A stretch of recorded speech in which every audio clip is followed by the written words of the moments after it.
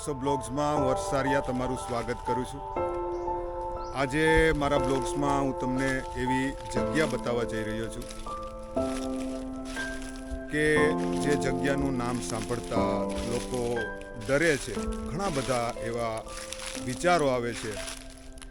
તે જગ્યાએ આવવાનું તો ખૂબ દૂરની વાત રહી, પણ આ જગ્યાનું ખાલી નામ સાંભળતા લોકો ખૂબ ડરે છે. અને મારા હિસાબે આ જગ્યા જ્યાં મોજૂદ છે ત્યાં ખરેખર શું શું આવેલું છે. આ જગ્યા ઉપર આજ સુધી મારા ગામના આજુબાજુના વિસ્તારના અને આજુબાજુના ગામના લોકો આ જગ્યાથી ખૂબ પરિચિત છે, પણ ખાસ કરીને આ જગ્યા ઉપર તે કોઈ આવ્યા નથી અને 99% લોકોએ આ જગ્યા જોઈ નથી કે ખરેખર આ જગ્યા ઉપર શું આવેલું છે. તો ખાસ કરીને આજે હું આ જગ્યા તમને બતાવવાની કોશિશ કરીશ કે ખરેખર આ જગ્યા ઉપર શું આવેલું છે અને લોકો આ જગ્યાથી શું કામ આટલા બધા ડરે છે.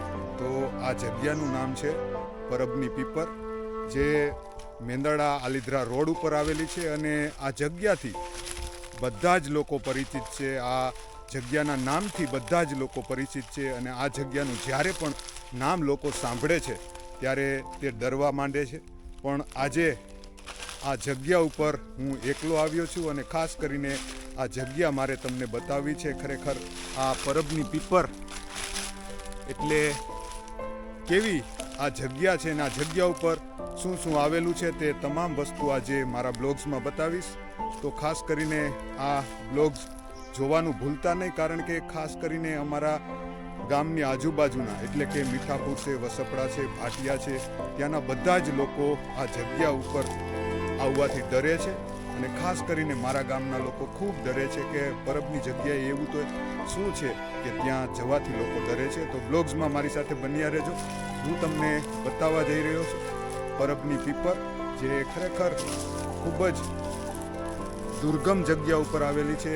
અહીં આવવાની તો વાત જ દૂર રહી, પણ લોકો અહીં નામ સાંભળીને પણ ડરે છે. પણ હું તમને આજે એ જગ્યા બતાવીશ, તો મારી સાથે બ્લોગ્સમાં બન્યા રહેજો.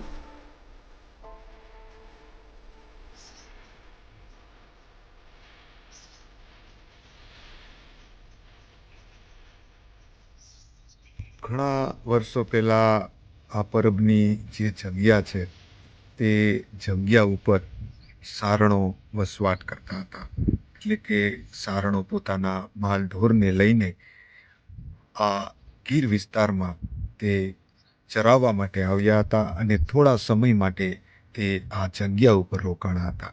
કારણ કે આ એવી જગ્યા છે કે અહીં પાણીની વ્યવસ્થા હતી, એટલે કે ખૂબ નાની એવી વાવડી આજે પણ અહીં મોજૂદ છે. અને એ સમયમાં પણ આ વાવડી મોજૂદ હતી. તેથી ચારણો આ વાવમાંથી પાણી તેના પશુઓને અને પોતે આ વાવનું પાણી પીતા હશે, તે માટે જ તે આ જગ્યા ઉપર રોકાણા હશે. અને આ જગ્યાનું નામ વર્ષોથી પરબની પીપર તરીકે ઓળખાય છે, કારણ કે રાજાશાહી સમયમાં રાહદારીઓને પાણી પીવા માટે અહીં રાજાએ પરબ બંધાવ્યું હશે, આ વાવડી બંધાવી હશે. અને તેથી જ આ જગ્યાને વર્ષોથી આજે પણ લોકો પરબની પીપર તરીકે આ જગ્યાને ઓળખે છે. તેનું કારણ માત્ર ને માત્ર આ વાવડી છે કે આ વાવનું પાણી બધા જ રાહદારીઓને અહીંથી પાવામાં આવતું હશે.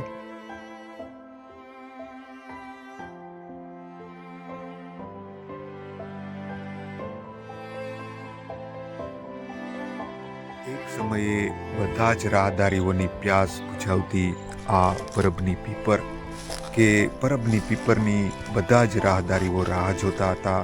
અહીં પાણી પીતા હતા, અહીં પોતાનો થાક ઉતારતા હતા, અહીં વિશ્રામ કરતા હતા. અને અચાનક બધા જ લોકો પરબની આ જગ્યાથી ડરવા શું કામ લાગ્યા? તેનું માત્ર ને માત્ર કારણ બસ એટલું જ છે કે આ જગ્યા ઉપર જે ચારણો રોકાણા હતા અને આ ચારણોનો 4-5 વર્ષનો એ દીકરો જે દૂધ ભરવાની બોઘડીમાં તેનું માથું આવી જાય છે અને એ માથું નીકળતું નથી, અને તે આ જે વાવડી છે વાવડીમાં તે પડી જાય છે. અને વાવડીમાં પડવાથી તેનું કાળે અવસાન થાય છે. અને જ્યારથી વાવડીમાં આ દીકરો પડે છે ત્યારથી બધા જ લોકો આ પરબની પીપરનું પાણી પીવાનું બંધ કરી દે છે. આ એ જ પરબની પીપર છે. તમે જોઈ રહ્યા છો કે તે ભવ્ય એના ભૂતકાળની આજે પણ યાદ અપાવી રહી છે કે એક દિવસ એવો હતો કે મારા સાયડાની હેઠે બધા જ લોકો આરામ કરતા હતા, વિશ્રામ કરતા હતા અને મારી નીચે જે પરબ હતું પાણીનું ત્યાં પાણી પીને પોતાની પ્યાસ બુઝાવતા હતા. આજે બધા જ લોકો આ પરબની પીપરથી ડરે છે. કોઈ આ જગ્યા ઉપર જોવા પણ તૈયાર નથી, કોઈ રોકાવા પણ તૈયાર નથી. તેનું માત્ર ને માત્ર બસ આ જ કારણ છે. પણ આ પરબે તેનો ભવ્ય અને દિવ્ય તેનો ભૂતકાળ આજે પણ તેને યાદ છે. આપણે ખરેખર આ જગ્યાથી બીવાની જરૂર નથી. ખરેખર આ જગ્યાથી આપણે ઘણું બધું આપણા ઇતિહાસનું જે સુવર્ણકાળ છે તેને યાદ કરવાની જરૂર છે કે એ સમયમાં પણ આપણો આ વિસ્તાર, આપણો આ જે પરગણું છે તે કેટલું ભવ્ય હશે. એ સમયમાં પણ આપણા વિસ્તારમાં પાણીનું પરબ હતું અને બધા જ લોકોની તે પ્યાસ બુઝાવતું હતું, બધા જ લોકોને અહીં આરામ મળતો હતો. આજે આ ભવ્ય ભૂતકાળને ભૂલીને આપણે આ જગ્યાથી ડરીએ છીએ. ખરેખર આ જગ્યાથી ડરવાની જરૂર નથી. ખરેખર આ જગ્યા આપણા માટે ગૌરવ લીધા જેવી છે કે અમારા વિસ્તારમાં વર્ષો પહેલાં પણ પાણીનું પરબ હતું. તમે જોઈ રહ્યા છો આ છે પરબની એ પીપર.